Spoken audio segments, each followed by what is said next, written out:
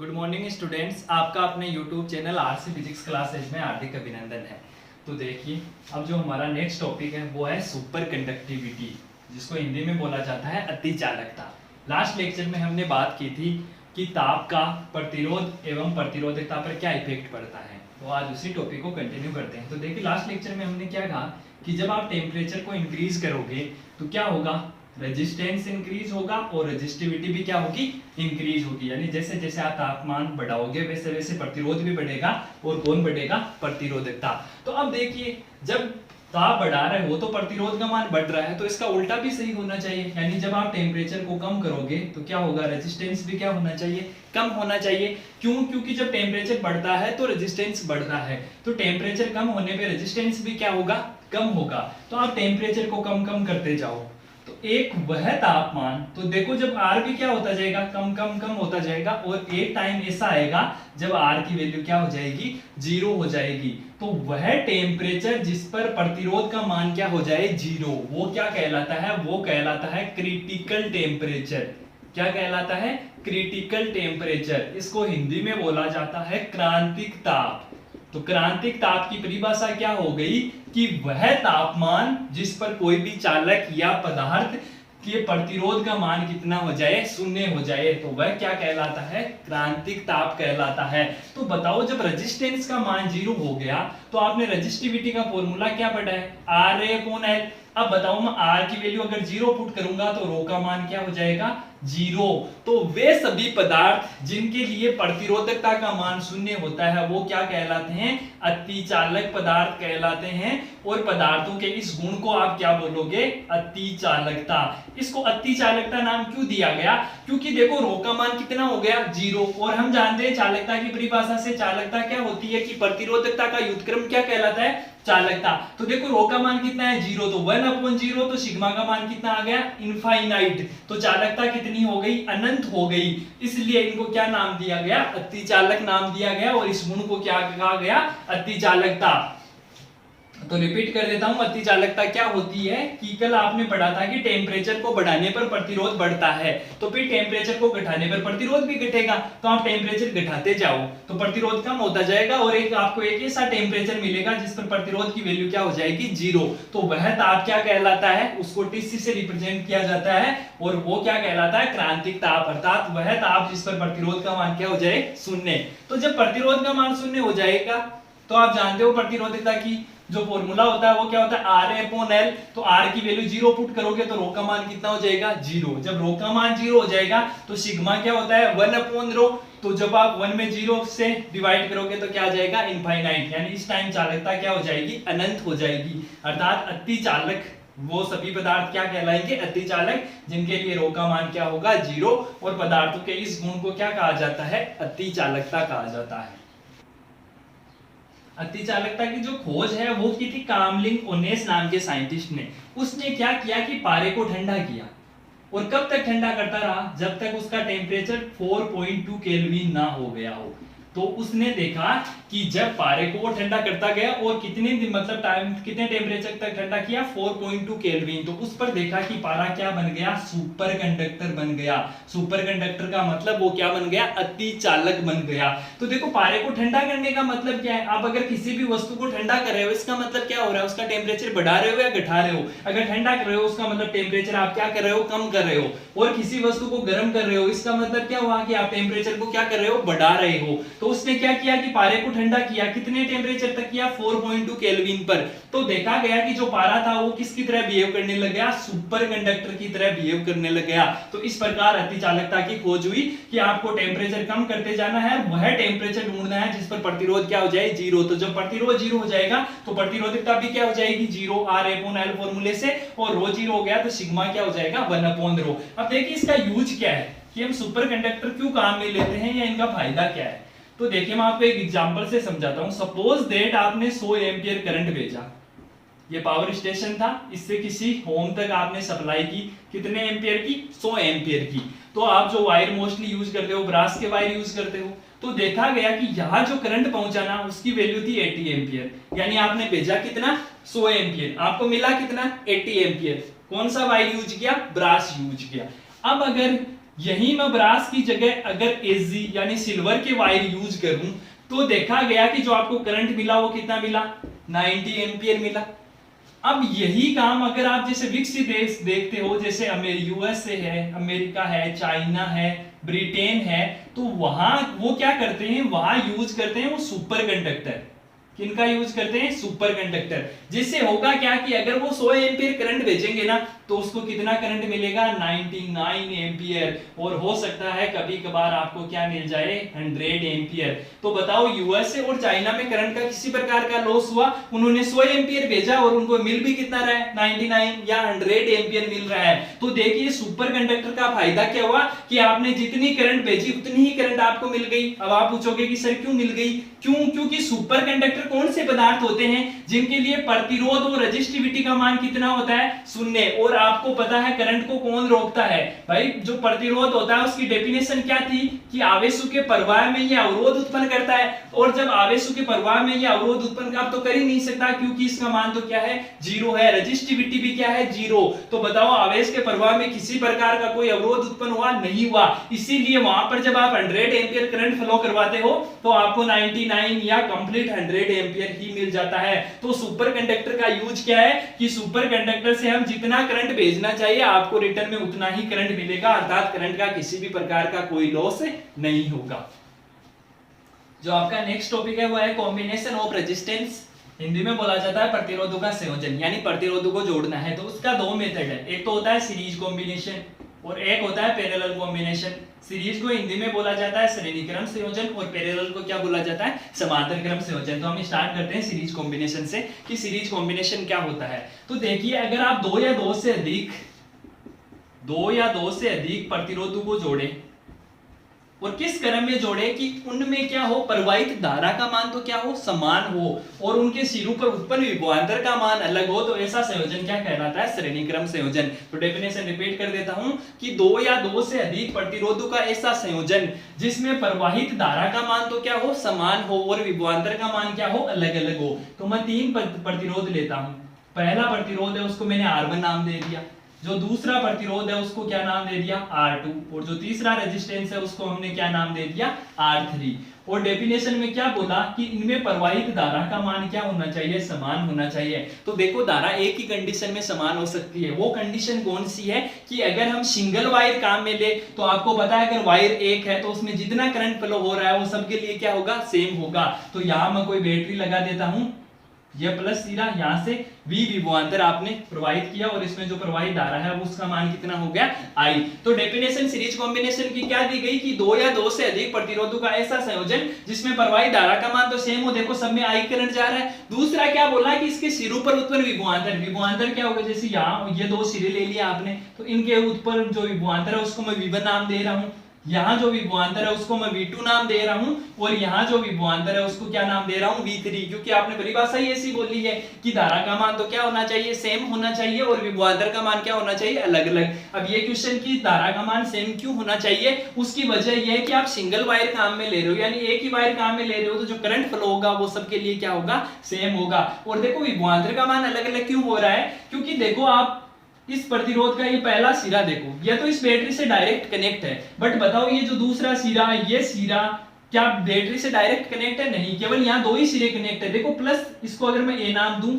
और इसको अगर मैं B नाम दूं तो देखो बैटरी से A सिरा और B सिरा ही सीधे कनेक्ट है। अगर मैं इसको C दे दूं, इसको D दे दूं तो बताओ C और D बैटरी से सीधे कनेक्ट है, नहीं, इसलिए वोल्टेज का मान क्या होगा, डिफरेंट। तो इतना ध्यान रखो कि अगर एक सिंगल वायर है तो वहां करंट का मान तो क्या होगा, सेम होगा और वोल्टेज का मान क्या होगा, डिफरेंट होगा। तो अब देखिए हमें करना क्या है, इसको हमने क्या बोला, श्रेणी क्रम संयोजन बोला। तो अब इसका हम डेरिवेशन करते हैं। तो मैं इसको नाम दे देता हूं Vs, यानी मैंने जो बैटरी लगाई है उसका विभवांतर कितना है, Vs। S क्यों लिखा, क्योंकि यहाँ S बताओ किसको रिप्रेजेंट कर रहा है, S रिप्रेजेंट कर रहा है सीरीज को। अगर यही समांतर क्रम संयोजन होता तो यहाँ पे आप P लिखते, P का मतलब पैरेलल, तो यहाँ S का मतलब क्या है, सीरीज। तो मुझे बताओ क्या मैं Vs की वैल्यू ऐसा लिख सकता हूं, V1 plus V2 plus V3, yes और नो, लिखा जा सकता है। क्यों लिखा जा सकता है? क्योंकि आपने बैटरी का विभवांतर कितना बताया, Vs। अब बताओ ये Vs ही तो इन सबके पास जा रहा है भाई, V1 V2 V3 इन तीनों का योग Vs से तो हमेशा ही कम ही होगा, ज्यादा नहीं, Vs के बराबर ही होगा, Vs से ज्यादा नहीं हो सकता। जैसे सपोज दैट यहां से मैंने 100 वोल्ट का विभवांतर लगाया, तो इनको आप जैसे ऐसे डिवाइड कर सकते हो 60 30 10। बट ये थोड़े है कि आप 100 से ही ज्यादा कर दो, जैसे इसको 100 दे दो, इसको 20, इसको 30, ऐसा संभव नहीं है। क्यों? यहाँ पे आपने जितना वोल्टेज लगाया है उतना ही वोल्टेज तो इन तीनों के पास जाएगा। तो मैंने Vs बराबर क्या लिख दिया, V1 plus V2 plus V3। अब आप ओम का नियम जानते हो, ओम के नियम के अनुसार V बराबर क्या होता है, IR। तो अगर मैं इन तीनों को हटाकर एक इक्विवेलेंट सर्किट बनाऊं, इक्विवेलेंट तुल्य बनाऊं, जैसे R1 R2 R3, इन तीनों को जोड़ दूं और एक ही प्रतिरोध काम में ले लूं, तो उसको आप क्या बोलोगे, R इक्विवेलेंट या सीरीज की बात कर रहे हो तो उसको आप क्या नाम दोगे, RS।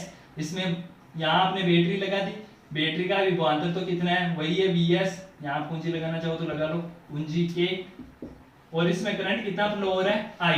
अब ये दोनों सर्किट इक्विवेलेंट है। इक्विवेलेंट होने का मतलब देखो ये है कि ये RS ये बता रहा है कि इन तीनों का जो मान है ना वो RS के क्या है, तुल्य है। जैसे मैं समझाऊं कि अगर इसका मान 10 है, इसका मान 10 है, इसका मान 10 है, तो तीनों का कितना प्रतिरोध हुआ, 30 हुआ ना। तो आप एक ऐसा मतलब प्रतिरोध काम में लोगे जिसका प्रतिरोध कितना हो, 30 हो। तो इक्विवेलेंट का मतलब होता है कि इन तीनों का जो जोड़ है वो किसके बराबर है, RS के बराबर है। तो यहां से मुझे बताओ, अगर मैं इस पे ओम का नियम अप्लाई करूं तो Vs विभवांतर कितना है, Vs करंट कितना जा रहा है, I, और R जो प्रतिरोध है वो कितना है, RS। तो इसको आप समीकरण कितनी दे दो, 2। तो Vs बराबर क्या आ गया, IRS। आपने क्या किया कि इसके तुल्य एक सर्किट बना लिया। तुल्य का मतलब जैसे और एग्जांपल से अगर मैं समझाना चाहूं, सपोज दैट कि यह आदमी 2 सेब खाता है, यह आदमी 2 खाता है और ये आदमी 2 खाता है, तो ये 3 आदमी कितने सेब खा रहे हैं, 6 सेब खा रहे हैं। तो आप एक ऐसे आदमी को पकड़ के ले आओ जो अकेला ही 6 सेब खाता है, तो ये वो आदमी है जो 6 सेब खा रहा है। तो यहां से Vs का मान कितना आ गया, IRS। ये आ गई समीकरण 2। अब मैं पूछूं कि प्रथम प्रतिरोध R1 के सिरों पर उत्पन्न विभवांतर, किस पर, R1 के सिरों पर उत्पन्न विभवांतर कितना होगा। तो बताओ ओम का नियम क्या कहता है, V बराबर IR। ये कहता है किसके ऊपर चाहिए, R1 के ऊपर, तो R की जगह क्या जाएगा, R1। बताओ यहाँ I1 आएगा, नहीं आएगा। क्यों नहीं आएगा कि सब में करंट का मान कितना है, सेम है, और है कितना, I। और यहाँ उत्पन्न विभवांतर, तो बताओ इसके सिरों पर उत्पन्न विभवांतर आपको कितना दिख रहा है, V1। तो V1 बराबर क्या आ जाएगा, IR1। इसको आप दे दो इक्वेशन 3। इसी प्रकार मैं अगर R2 के सिरों पर बोलूं तो क्या आ जाएगा, V2। करंट बदलेगा, नहीं बदलेगा, और यहाँ क्या जाएगा, R2 4। और इसी प्रकार अगर मैं R3 की बात करूं तो कितना आ जाएगा, V3 बराबर क्या आ गया, IR3। इसको आप दे दो समीकरण नंबर 5। तो देखिए V1 क्या आ गया, IR1। I1 क्यों नहीं आया या I2 क्यों नहीं आया, क्योंकि करंट का मान क्या है, सेम है। तो IR1 IR2 IR3 इन तीनों का मान आप कहां रखोगे, इक्वेशन फर्स्ट में। तो इक्वेशन फर्स्ट 3 4 व 5 से, तो देखो इन सब का मान आप इस समीकरण में रखोगे तो Vs की वैल्यू क्या आ जाएगी, V1 का मान कितना है, IR1, V2 का मान कितना है, IR2, और V3 का मान कितना है, IR3। इसको आप इक्वेशन नंबर दे दो 6। अब आप क्या करोगे, इक्वेशन 2 और इक्वेशन 6 से मैं क्या लिख सकता हूं, देखिए इक्वेशन 2 क्या है, Vs बराबर IRS। तो मैं यहाँ Vs की जगह IRS लिख सकता हूं। तो इक्वेशन 2 व 6 से IRS बराबर क्या आ गया, आई यहाँ पे मैं कॉमन ले लूं तो क्या आ जाएगा, R1 plus R2 plus R3। तो यहां से देखो I से I क्या हो गया, कैंसिल आउट। तो RS की वैल्यू क्या आ गई, R1 plus R2 plus R3। तो जब भी आप प्रतिरोधों को श्रेणी क्रम में कनेक्ट करोगे तो उनका जो तुल्य प्रतिरोध होगा वो उन सब के योग के तुल्य होगा। देखो यहाँ पे हमने 3 प्रतिरोध ले रखे थे, तो क्या आ गया, R1 plus R2 plus R3। यही अगर मैं 2 प्रतिरोध लेता तो बताओ RS का फॉर्मूला क्या हो जाता R1 प्लस R2। अगर मैं n प्रतिरोध लेता, यहाँ पे कितने हैं, 2 प्रतिरोध है। अब अगर आप n प्रतिरोध लो तो RS का फॉर्मूला क्या हो जाएगा, भाई देखो 3 है तो 1 2 3, जैसे R1 R2 R3 हो गया प्लस में, अगर 2 थे तो क्या हो गया, R1 प्लस R2। अगर n है तो कितना हो जाएगा, R1 plus R2 plus R3 dash dash plus कितना आ जाएगा, Rn। और कभी कभार ये भी पूछा जा सकता है कि मान लो कि ये n प्रतिरोध है और सबका प्रतिरोध सेम है, क्या बोला, कि आपके पास कितने प्रतिरोध है, n प्रतिरोध जुड़े हुए हैं, वो भी किस में जुड़े हुए हैं, श्रेणी क्रम संयोजन में। n प्रतिरोध श्रेणी क्रम संयोजन में जुड़े हुए हैं जिनका प्रतिरोध कैपिटल R है, यानी सबका प्रतिरोध क्या है, सेम। तो फॉर्मूला RS का क्या कहता है, R1 plus R2 dash dash plus Rn। अब देखो क्या बोला है कि सबका प्रतिरोध क्या है, सेम है, अर्थात R1 R2 R3 dash dash Rn, इन सब की वैल्यू कितनी दी हुई है, R। तो इन सब की जगह आप R रखोगे तो R प्लस प्लस NR, तो यहाँ पे सब R को जोड़ोगे तो RS का मान कितना आ जाएगा, NR। तो यह भी पूछा जा सकता है। तो देखो पहले तो हमने तीन प्रतिरोधों का योग किया तो कितना है, R1 plus R2 plus R3, यानी सीरीज में अगर आपको तीन रेजिस्टेंस दिखे या दो रेजिस्टेंस दिखे तो उनको सीधा ऐड कर दो। तो फिर मैंने कहा अगर दो हो तो क्या हो गया, R1 प्लस R2, अगर n हो तो कितना हो गया, R1 plus R2 plus R3 plus Rn। और इसी प्रकार अगर इन सब का मान ही सेम हो, जैसे R1 का मान भी R हो, R2 का मान भी R हो, तो इनका योग कितना हो जाएगा, NR। अब मैं इसको एक छोटे से एग्जांपल से समझाऊं। जैसे यहाँ 2 ओम और यहाँ 3 ओम का प्रतिरोध जुड़ा हुआ है, और जो आपने बैटरी लगा रखी है वो कितनी लगा रखी है, 6 वोल्ट। तो मैं बोलूं कि बताओ इसका तुल्य प्रतिरोध बताओ, तो बताओ तुल्य प्रतिरोध कितना हो जाएगा। बताओ यहाँ पे आपको कितने वायर दिख रहे हैं, केवल सिंगल वायर दिख रहा है, तो सिंगल वायर है, इसका मतलब ये कौन सा कॉम्बिनेशन हुआ, ये कॉम्बिनेशन हुआ सीरीज। और सीरीज में मैंने क्या कहा था कि कितने भी प्रतिरोध जुड़े हुए हों उनको सीधा ऐड करना है। तो RS की वैल्यू क्या हो जाएगी, R1 प्लस R2। R1 की वैल्यू कितनी है, 2 ओम, और R2 की कितनी है, 3 ओम। तो आंसर कितना आ गया, 5 ओम। तो ये होता है श्रेणी क्रम संयोजन।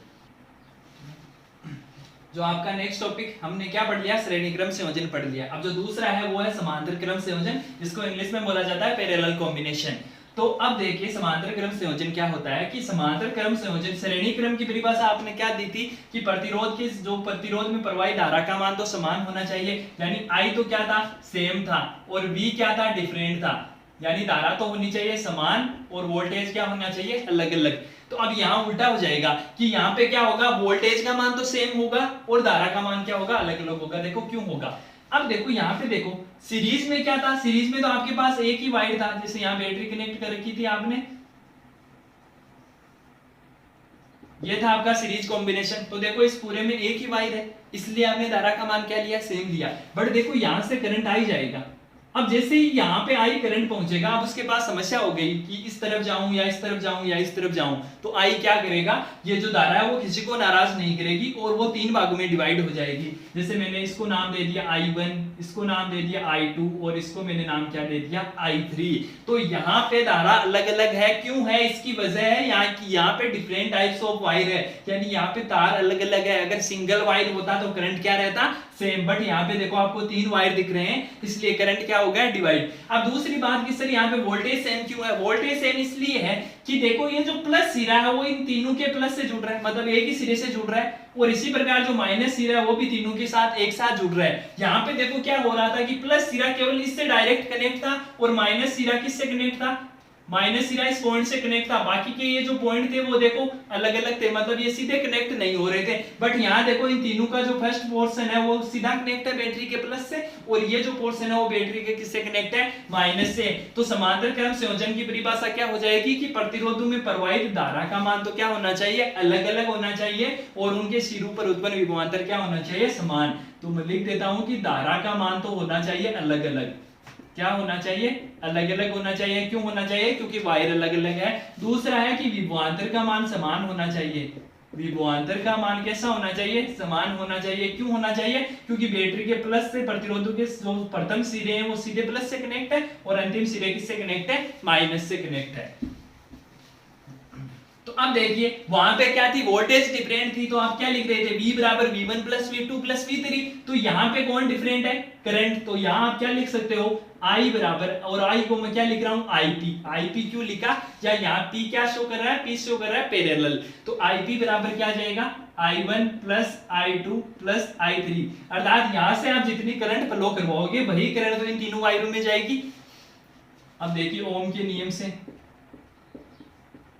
ओम के नियम से अब आप इसका एक इक्विवेलेंट सर्किट बना लो। तो इक्विवेलेंट सर्किट बनाओगे तो क्या हो जाएगा, यहाँ क्या आ जाएगा, आर एस आया था तो यहाँ पे क्या जाएगा आर पी, पी मतलब पैरेलल, और इसके साथ कौन कनेक्ट है बैटरी, यहाँ कुंजी लगा दो तो बैटरी बी, और यहाँ जो करंट है वो क्या है आई।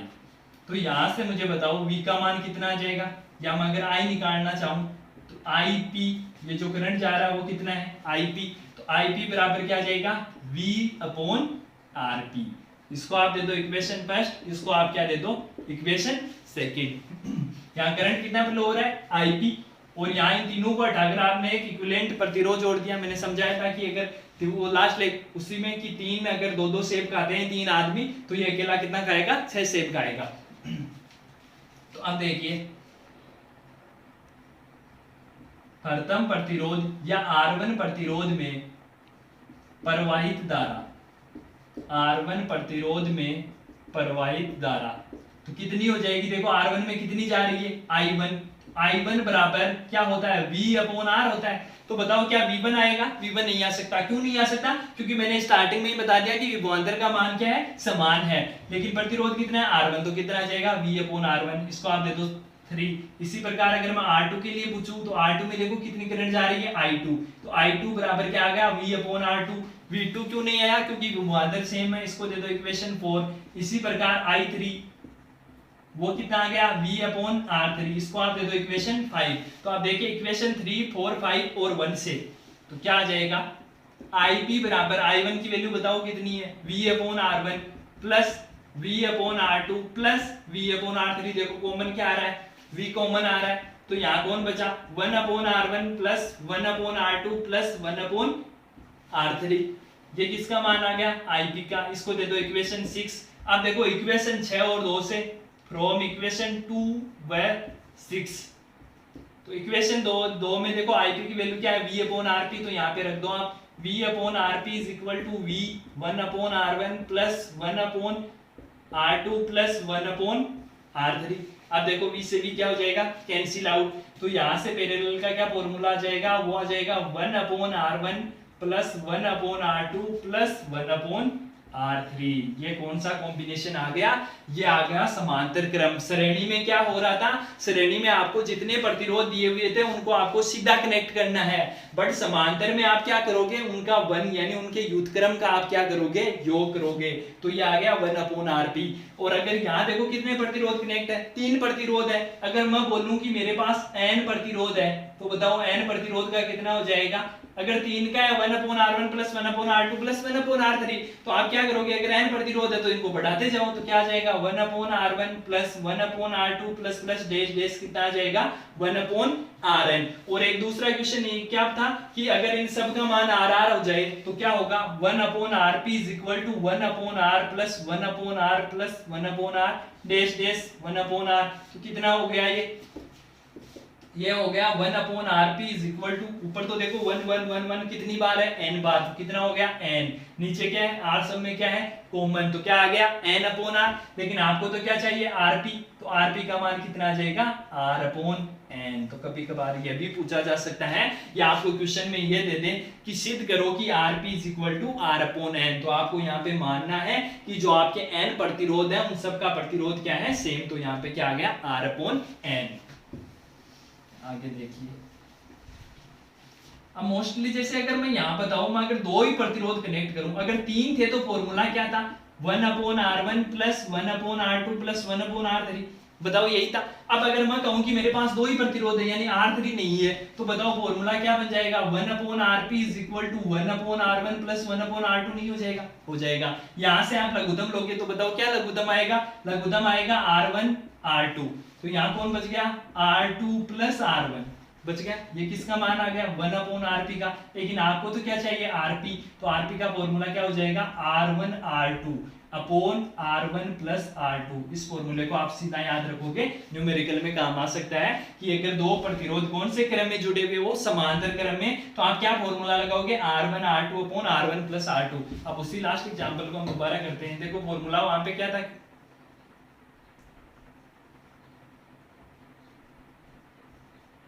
यहाँ 2 ओम का कोई रेजिस्टेंस जुड़ा हुआ है, यहाँ 3 ओम का जुड़ा हुआ है, बिंदु ये ए है और बी है। तो मैं पूछूं कि ए व बी के मध्य तुल्य विभवांतर बताओ, तो देखो यहाँ पे देखो कितने वायर है, 2 वायर है, तो श्रेणी तो हो नहीं सकता। श्रेणी के लिए तो कितने वायर होने चाहिए, केवल सिंगल एक ही वायर होना चाहिए, बट यहाँ कितने वायर है, 2 वायर। तो ये कौन सा कॉम्बिनेशन हो गया, पैरेलल। और पैरेलल का फॉर्मूला क्या कहता है, 1/Rp = 1/R1 + 1/R2। और मैंने क्या कहा था कि अगर 2 प्रतिरोध जुड़े हुए हो तो आप सीधा फॉर्मूला अप्लाई करो। क्या फॉर्मूला है, Rp = R1R2 R1 + R2। बताओ R1 का मान कितना है, 2 ओम, R2 का मान कितना है, 3 ओम, R1 2 + 3 तो कितने आ गए, 6/5 ओम। तो ये किसका मान आ गया, तुल्य प्रतिरोध या समांतर क्रम का प्रतिरोध। तो देखिए शॉर्ट नोट्स, अब तक आपने क्या पढ़ा, आपने पढ़ा सीरीज और पैरेलल, श्रेणी और समांतर क्रम संयोजन पढ़ा। तो श्रेणी में क्या था, धारा का मान सेम था, क्यों था, क्योंकि एक ही वायर था। और वोल्टेज का मान क्या था, डिफरेंट था, क्योंकि सबके सिरे एक साथ प्लस थे और एक साथ माइनस से कनेक्ट नहीं हो रहे थे। और फॉर्मूला क्या आया, R1 + R2 कितने ही हो, अगर 2 हो तो R1 + R2, 3 हो तो R1 + R2 + R3 और n हो तो क्या जाएगा, डैश + Rn। और समांतर क्रम में आपने क्या पढ़ा, वोल्टेज सेम, क्योंकि सबके सिरे, प्रथम जो सिरे थे वो प्लस से जुड़ रहे थे और जो अंतिम सिरे थे वो किससे जुड़ रहे थे, माइनस से, इसलिए वोल्टेज क्या था, सेम था, यानी विभवांतर समान था। और धारा अलग अलग क्यों थी, क्योंकि अलग अलग वायर काम में ले रहे थे, इसलिए धारा का मान क्या था, अलग अलग था। फॉर्मूला क्या था, 1/Rp = 1/R1 + 1/R2 + डैश। अगर 2 हो तो 1/R1 + 1/R2, 3 हो तो 1/R1 + 1/R2 + 1/R3। अब देखिए एक क्वेश्चन है, आपको 2 सर्किट दिए हुए हैं, पहला और दूसरा। तो पहले में तो आपको ये कहा गया है कि यहाँ पे जो S है वो किसको बता रहा है, S यहाँ पे बता रहा है स्विच को, यानी पहले केस में जो स्विच है वो क्या है, ओपन है, और दूसरे केस में जो स्विच है वो क्या है, क्लोज्ड है। तो आपको करना क्या है, ए और बी के मध्य आपको क्या निकालना है, तुल्य प्रतिरोध। तो देखिए ओपन और क्लोज का क्या मतलब है, देखो अगर ये सर्किट ओपन हुआ, सॉरी ये एस जो अगर ओपन है ना, तो इसका मतलब जो ये ऊपर वाला पोर्शन है वो अलग है और नीचे वाला पोर्शन है वो क्या है, अलग है। और अगर यही एस क्लोज्ड हो जाए ना, तो इसका मतलब ये वायर जो ये है वो या क्या हो जाएगा, कंप्लीट इस प्रकार का सर्किट बन जाएगा। तो पहले मैं ओपन वाले को सोल्व कर रहा हूं। तो ओपन का मतलब क्या है कि ये जो ऊपर वाला पोर्शन है वो अलग है और नीचे वाला पोर्शन है वो क्या है, अलग है। तो मुझे बताओ अगर मैं इसकी बात करूं तो देखो ये दोनों एक ही वायर से कनेक्ट है, तो एक ही अगर वायर से कनेक्ट हो तो कौन सा कॉम्बिनेशन हुआ, सीरीज हुआ या पैरेलल हुआ, वो हुआ सीरीज। तो बताइए ये जो 10 और 10 ओम है वो कौन से कॉम्बिनेशन में हुए, श्रेणी क्रम में। तो पहला क्या हो गया, श्रेणी क्रम संयोजन। तो आप ये बताओ 10 ओम प्लस 10 ओम, तो 10 ओम प्लस 10 ओम कितना हो गया, 20 ओम हो गया। उसी प्रकार ये भी देखो एक ही वायर से कनेक्ट है, तो यह भी कौन सा कॉम्बिनेशन हुआ, श्रेणी क्रम। तो यहाँ पे भी क्या हो जाएगा, 10 ओम प्लस 10 ओम, तो कितना हो जाएगा, 20 ओम। तो देखो अब ये कुछ इस प्रकार नहीं बन गया कि ऊपर 20 ओम और नीचे भी कितना है, 20 ओम। ये बिंदु ए है और ये बिंदु बी है, क्योंकि ये तो ओपन है तो इसका मतलब नहीं है, क्योंकि ये ऊपर वाला पोर्शन अलग है और नीचे वाला पोर्शन क्या है, अलग है। अब मुझे बताओ 20 और 20 ये कौन सा क्रम है, श्रेणी है या समांतर, समांतर। क्यों है समांतर, क्योंकि देखो यहाँ एक अलग ऊपर, देखो यहाँ पे कितने वायर है, 2 वायर है, एक ऊपर है एक वायर क्या है, नीचे। तो मैंने आपको फॉर्मूला पढ़ाया था कि अगर आपके पास 2 प्रतिरोध समांतर क्रम में जुड़े हो तो फॉर्मूला क्या होता है, R1 R2 upon R1 plus R2। बताओ R1 की वैल्यू कितनी है, 20, R2 की कितनी है, 20। इसको बोल दो R1, इसको बोल दो R2। तो R1 की वैल्यू भी 20 और R2 की वैल्यू भी क्या है, 20। तो 20 प्लस 20 तो कितना हो गया, 400 अपॉन 40, तो कितना आ गया, 10 ओम। तो यहां से आरपी का मान कितना आ गया, 10 ओम। तो देखिए जब स्विच ओपन होना तो इसका मतलब जो ऊपर वाली राशि है वो अलग है और नीचे वाली राशि भी क्या है, अलग। तो पहले इन दोनों को हमने सोल्व कर लिया, तो ये कौन सा है, श्रेणी। तो 10 प्लस 10 कितने हो गए, 20। और फिर इनको सोल्व कर लिया, ये भी कौन सा है, श्रेणी। तो 10 प्लस 10 कितने हो गए, 20। तो अब 20 और 20 कौन से में आ गए, पैरेलल में। तो आपने फॉर्मूला लगा दिया R1 R2 upon R1 plus R2। अब देखिए जो ये सेकंड है उसमें क्या दिया हुआ है कि ये क्लोज्ड है। क्लोज होने का मतलब ये इस प्रकार है। अब मुझे बताओ, अब देखो कि आप यहां से अगर करंट को फ्लो करवाते हो तो करंट कुछ इस प्रकार बहेगा, इसका मतलब अब ये दोनों पोर्शन अलग अलग हो गए। अब मुझे बताओ ये 10 और 10 किस में है, श्रेणी या समांतर। देखो 2 वायर है तो कौन सा क्रम हो गया, समांतर क्रम हो गया। तो यहाँ आप कौन सा फॉर्मूला वही अप्लाई करोगे, R1 R2 upon R1 plus R2। तो बताओ R1 की वैल्यू कितनी है, 10, R2 की कितनी है, 10। तो 10 इंटू 10 अपॉन 10 प्लस 10, तो 100/20 कितना आ गया 5 ओम आ गया। तो इन दोनों का तुल्य प्रतिरोध कितना हो गया 5 ओम। अब इसी प्रकार ये दोनों भी बताओ, यहां से देखो ये दोनों भी कौन से क्रम में समांतर क्यों है, क्योंकि यहाँ पे 2 वायर है, तो यहाँ पे भी आप वही फॉर्मूला लगाओगे। तो अगर मैं इसको R3 बोलूं और इसको मैं R4 बोलूं तो फॉर्मूला क्या हो जाएगा R3 R4 upon R3 plus R4। बताओ R3 की वैल्यू कितनी है 10, R4 की कितनी है 10, R3 10 प्लस 10, ये भी कितना आ गया 5 ओम। तो देखो ये कंडीशन कुछ इस प्रकार नहीं बन गई, इन दोनों को हटाया तो कितना, इनका तुल्य कितना आया 5, इन दोनों का भी तुल्य कितना आया 5। तो देखो ये कंडीशन कुछ इस प्रकार हो गई कि 5 ओम इंटू 5 ओम, ये सीधा A है और ये सीधा B है। ऐसा क्यों हुआ, क्योंकि आपने इन दोनों को जब कनेक्ट मतलब योग किया इन दोनों का, तो इन दोनों का जुड़ के योग कितना हो गया 5 ओम हो गया, और इन दोनों का योग भी कितना हो गया 5 ओम हो गया। अब देखो ये कौन सा कॉम्बिनेशन है, सीरीज है या पैरेलल, सीरीज क्यों है क्योंकि एक सिंगल वायर है। तो अब बताओ यहाँ RS क्या आ जाएगा, अगर मैं इसको Rp1 और इसका Rp2 नाम दूं तो Rp1 प्लस क्या हो जाएगा Rp2, तो 5 ओम प्लस 5 ओम कितना ओम हो गया 10 ओम। तो देखिए इन दोनों का आंसर तो सेम ही है, लेकिन एक में क्या है कि एक में जो स्विच एस है वो ओपन है और एक में क्या है क्लोज। तो ओपन होने का मतलब है कि जो ऊपर वाला पोर्शन है वो अलग है और नीचे वाला पोर्शन अलग है। तो ऊपर वाले पोर्शन में क्या है कि ये आपको सिंगल वायर दिख रहा है, इसलिए आपने श्रेणी क्रम संयोजन अप्लाई किया, और यहाँ पे भी आपको सीरीज ही दिख रहा है तो यहाँ पे भी श्रेणी क्रम संयोजन अप्लाई किया। फिर ये दोनों किस में आ गए पैरेलल में आ गए, तो आपने पैरेलल का फॉर्मूला लगा दिया। और जब ये क्लोज था तो ये पोर्शन अलग हो गया, ये पोर्शन अलग हो गया, तो पहले इन दोनों के लिए आपने पैरेलल अप्लाई किया और फिर दोनों किस में आ गए सीरीज में आ गए। आपके जो नोट्स है वो आपको पीडीएफ में मिल जाएंगे, और किसी भी प्रकार का कोई डाउट हो तो आप कमेंट सेक्शन में पूछ सकते हैं। Thank you students.